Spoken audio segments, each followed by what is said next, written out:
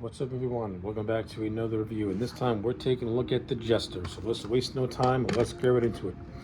The overall story of this movie is as follows.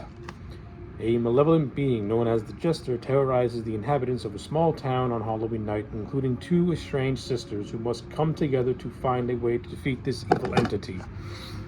So yeah, in a nutshell, that's basically the overall plot of this movie. Now, how I feel about this movie? I think The Jester is a tonally mess of a movie.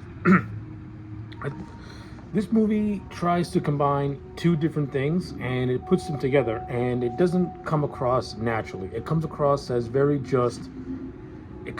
just awkward. This movie doesn't know if it wants to be a gory slasher movie in the same vein as Terrifier, or if it wants to be this family drama character study of these two estranged sisters dealing with the recent death of their father. Like the writer of this movie. All right, so this movie was written by a guy called Colin Crockett from a story that he co-wrote with Michael Sheffield, and this proves that Colin Crockett is not a seasoned writer. Number one, the dialogue in this movie is god awful. This is some of the worst dialogue I have ever heard in a horror movie. It sounds pretentious. It sounds like it's trying to have deep meaning. Meanwhile, when you watch it, it comes across as just silly and pretentious nonsense. This is the type of dialogue you would hear in a family drama, not in a slasher movie. And when you put dialogue like this in a slasher, it feels so out of place, and it feels like you're just trying to make your movie sound deeper than it really is. And it comes across as laughable. The dialogue in this movie is unintentionally hilarious. The acting in this movie is subpar. No one puts in a horrendous performance, but nobody puts in a good performance. Like, this is the epitome of like going to your local theater and seeing people act. That's what this movie is. It's very subpar acting, to say the least. The actor who plays the dad of the two girls, the dialogue he spews is absolutely ridiculous, and the dialogue that the other characters spew, aside from maybe a handful of scenes where they talk like real people, I don't care for it. I do not like it at all. I think the lead heroine is one of the most unlikable people you'll ever see in horror. She takes out her frustrations on a sister she's never met before, almost blaming her for stealing away her father. And the whole movie is basically her coming to terms with that. Now listen, I could accept this, but you could have gone about it in a totally different way.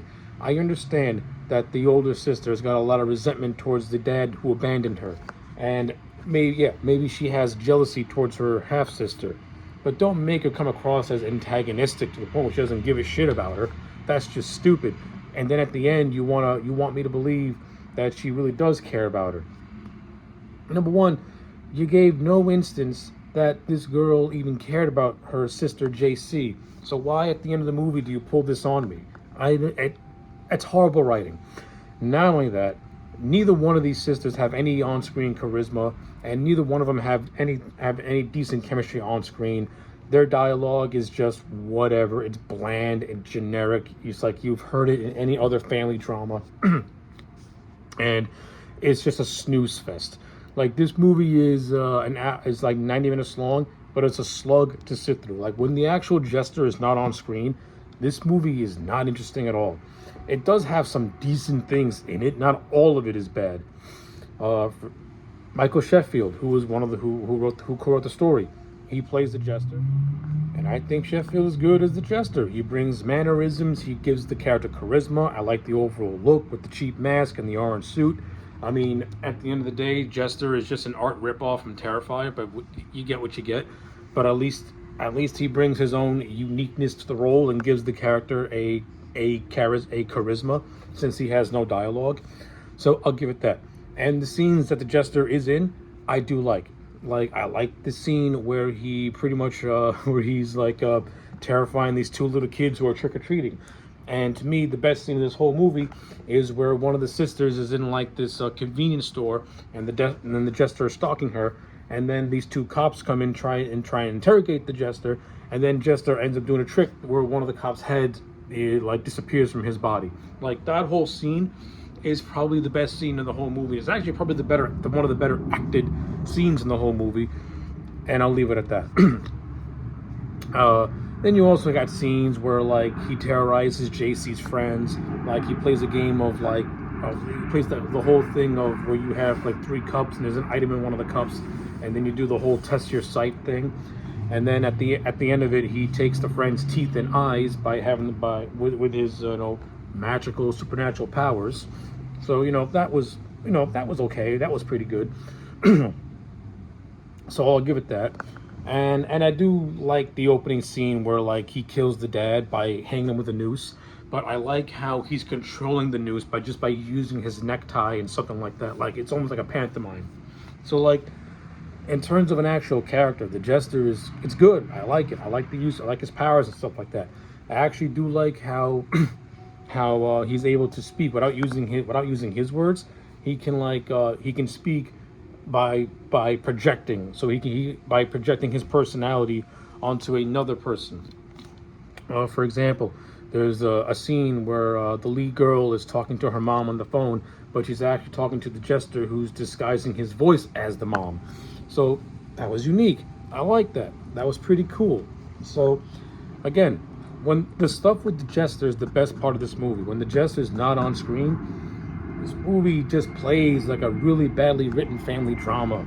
I understand what you're going for. You're trying to make the Jester this embodiment of your past and your troubled past, and you're pretty much using him as a way to confront that past. I understand it. I get it. But in a movie like this, it feels tonally out of place. It doesn't work for me, brother. Like, the Jester should have been just a slasher movie of this random dude stalking people, no rhyme, no reason, and using just parlor tricks to terrorize you, instead of this half-assed family drama that is just boring to sit through.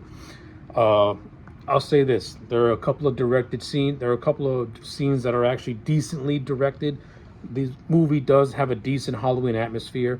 The few times where I feel the atmosphere is at this Halloween festival, which actually has a pretty cool look to it.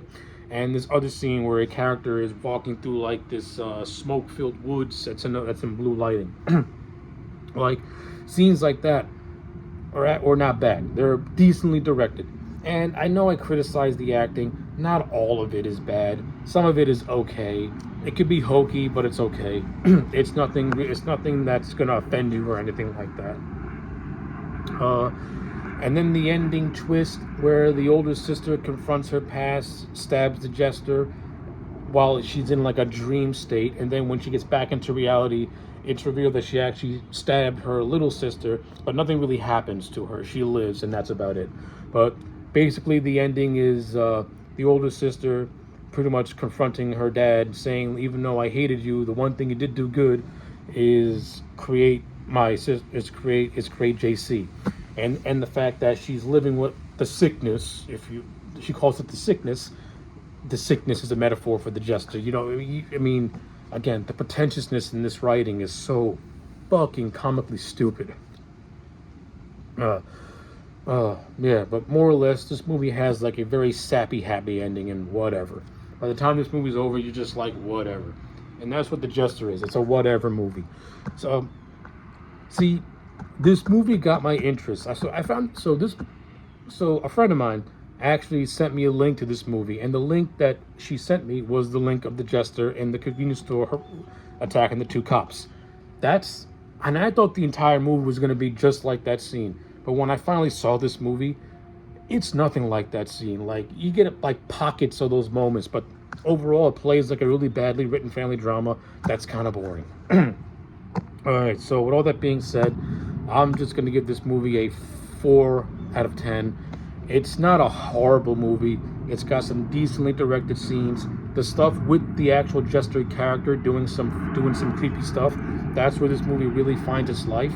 But when it's not focused on him and it's focused on the other stuff is just not that interesting to sit through at all. So yeah, 4 out of 10 for the Jester. Let me know your thoughts in the comment sections down below. Like the video and subscribe, and I'll check you back next time for more.